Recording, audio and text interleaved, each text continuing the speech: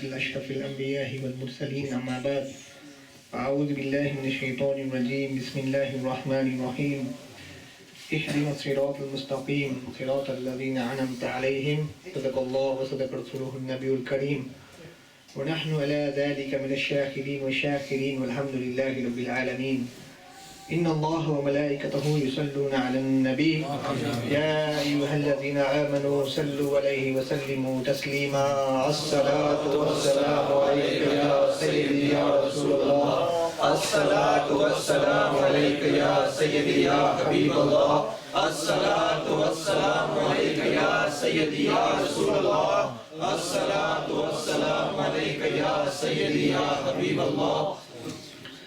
True is our Malik Allah, and true is our Malik Allah. The Creator Allah, the Sustainer Allah, the most powerful Allah, the most kind Allah, the most merciful Allah. Allah is Kareem. Allah is the Absolute. Everything is dependent on Allah Kareem. Allah will forever be. Allah Kareem created everything for its purpose, for its reason. But before creation, everything, the purpose and reason Allah Kareem wanted to declare. I had created everything for its reason, for its cause. But the cause and reason and reality is because of the existence of Rasulullah ﷺ.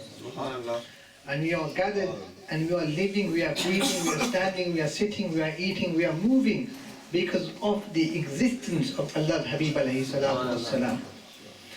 And through my Shaykh, our spiritual guides, we are affiliated with them. Our relation with them, our spiritual connection with them is that level, is that our lives is dependent on this affiliation. When I mean that our lives is dependent on an affiliation, is because on Hashr, on the Day of Judgment, everyone will be running to different places looking for salvation.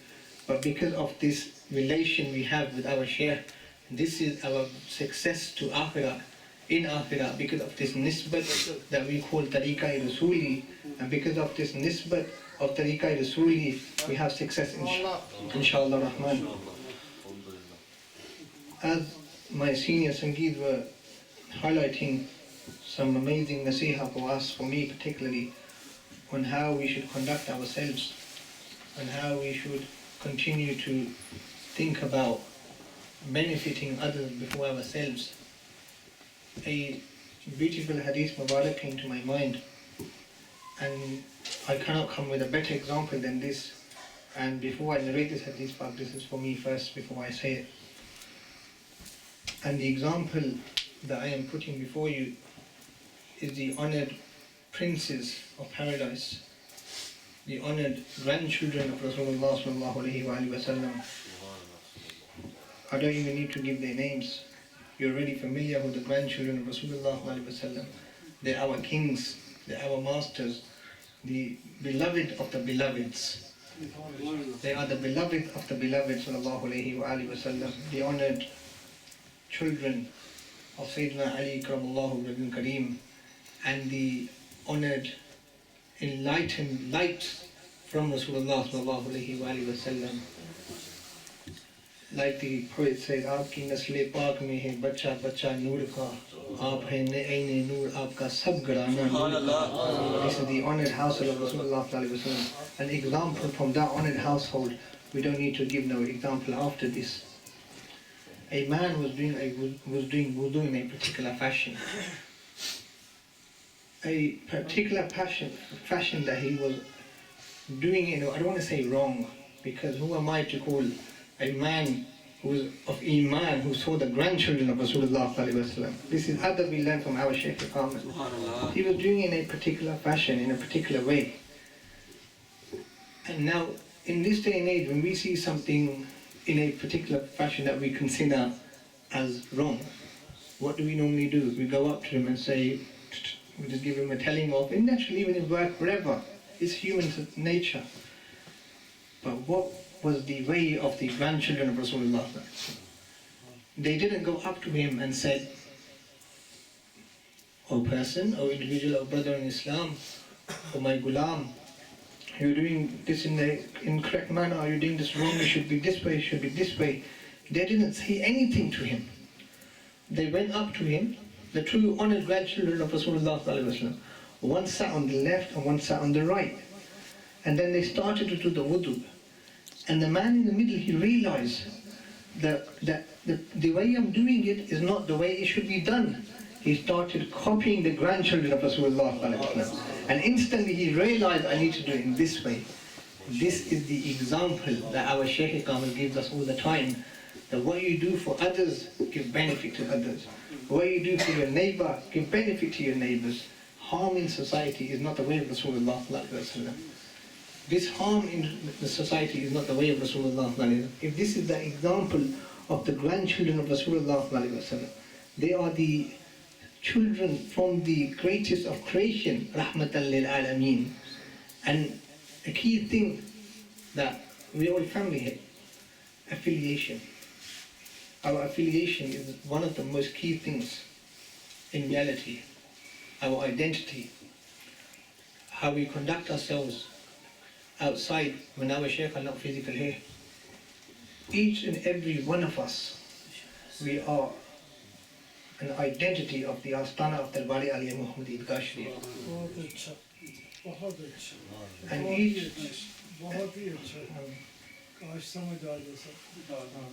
each and every one of us, we have a role to play. Every single one of us possess a quality, a special quality.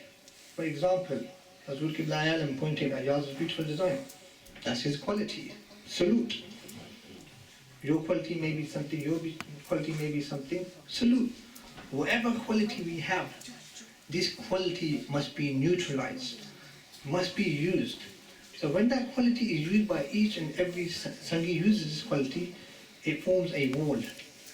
A wall that is so firm that when you throw a ball to the ball will bounce off the wall. Nothing can break that wall. How is this done? By appreciating each and every quality that every Sangi possess. And what is that? That we are all an asset to Hazur Qibla Alam. Every single one of us are an asset to Hazur Qibla Alam. What I'm saying is for myself as well, that our asset as individuals, that we possess a quality. Allah Kareem has bestowed a quality in every single ummati. This is the way of Rasulullah. One may have a quality but the other may not. So whatever you feel that you are good at, where you feel good, just do it. You don't need anyone's permission. The permission is from Darbari Allah. The permission is from Hazur Qibla Alam. We don't need permission to do anything. What you need to do is just go and spread the message of Darbari Ali Eidgah Sharif through your quality. It could be anything, what your quality is. And this possession of identity, of affiliation, I'll just give you one example of affiliation. You can just sit there and do nothing. You're still doing something. I'll give you an example. You can just sit there and do nothing. You're still doing something. I'll give you an example, a prime example. We were in London, full of non-Muslims, a couple of months ago. Non-Muslims. We just sat there. There were non-Muslims or different kind of Muslims. And every Muslim is different. But the Muslims within the Darbari Ali Eidgah Sharif is unique. I'll tell you why. So different Muslims sat there and they were conducting themselves how they are normally. And one senior official from the high level, from a different role, high level non-Muslim, he was sat there and he was going through every single individual Muslim. And he pointed at a particular Sangi and he said, I admire you. I admire you the most. And the Sangi said, why? So every other person of the Muslim faith was giving introduction of themselves. I've done this, I've done this, I've done this. But the one Sangi was just smiling. Nothing, he was just smiling. He admired the most. And he goes, why do you admire me? I'm doing nothing. He goes, you're smiling. And that smile makes me automatically smile back. what is it about you? Why are you smiling for constantly? He goes, we've been sat here for 4 hours, people are hungry, tired, but you're still smiling. Why? He goes, Rasulullah smiled, so I smile as well. This is a quality that we said, just to smile is a charity. And where do we learn this? From Darbari Aliyah Eidgah. This is the prime example. So don't think that I need to think, what's my quality, what's this, what can I do to give it back? One of the greatest assets that we have is smiling. One of the greatest assets is just smiling. You just smiling, you've done a great favor on the people, because they've just realized a smile has an interaction, response from the non-Muslim. For him to say that, why are you smiling? Without speaking, without saying any words, without giving a half an hour khutbah of who he is, just smiling. This is the way of Darbari Aliyah Muhammad Eidgah Sharif. Do something without a response. Do something without expecting anything in return. Just why smiling is the way of our beloved Shaykh Kamil. And this is the way, this is for me first. We need to conduct ourselves. That we all as brothers, as a family, we say we are a family. We are, alhamdulillah, a family. And how we conduct ourselves. I'll give you one example. I'll give you an example. I don't live in this house. I don't live in this house physically. But I've been given such a role in this house by the brothers of this house. They're saying, this is your house. So treat this like your house, as if your own home method. This is the way we should conduct ourselves. Wherever we go, treat every household like your own home. This is the way of Darbari Aliyah Muhammad Eidgah Sharif. May Allah Kareem continue to bless us all with the honor of seeing our beloved Shaykh Kamil. May Allah Kareem continue to make us strive strength to strength in this way of presenting and spreading the love of Rasulullah sallallahu alayhi wa alihi wa sallam. May Allah Kareem make us act upon what we preach. May Allah Kareem give me tawfiq on what I've just said, and give me tawfiq to what I've just said. And may Allah Kareem give me amal on whatever I've said here today. It's easy to say words and walk away and sit down and go home and move on. May Allah Kareem sincerely give me amal, give us all amal of what we just said.